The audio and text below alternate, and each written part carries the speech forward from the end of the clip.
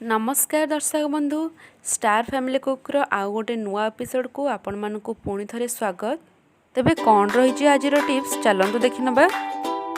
वीडियोटी देखिया पूर्व आम चैनल को लाइक शेयर सब्सक्राइब करने को जमा भी भूलु ना एवं पाखर थिबा बेल आइकन को क्लिक कर दियंतु जहाँद्वारा आम सब नोटिफिकेशन आपण पाखे खूब शीघ्र पहुँच पार। बेले बेले अन्य मनस्क हेतु साधारणतः तरकारी आमर लुणिया हो जाए जोटा खाइबा को जमा भी भल लगे।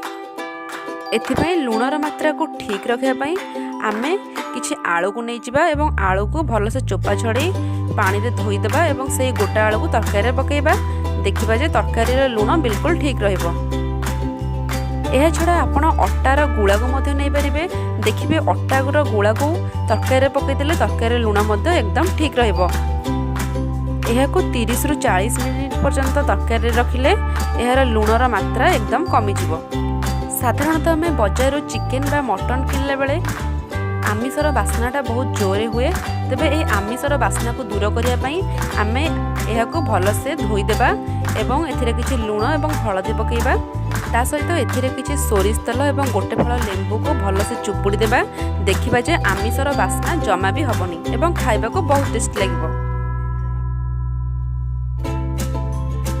देखिथिबा जे डाली जातीय खाद्य बेसी दिन रहिले यह बहुत शीघ्र पोक लगी जाए और नष्ट हो जाए।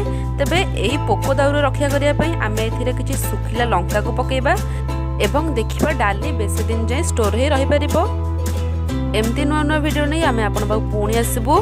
रहउछो नमस्कार।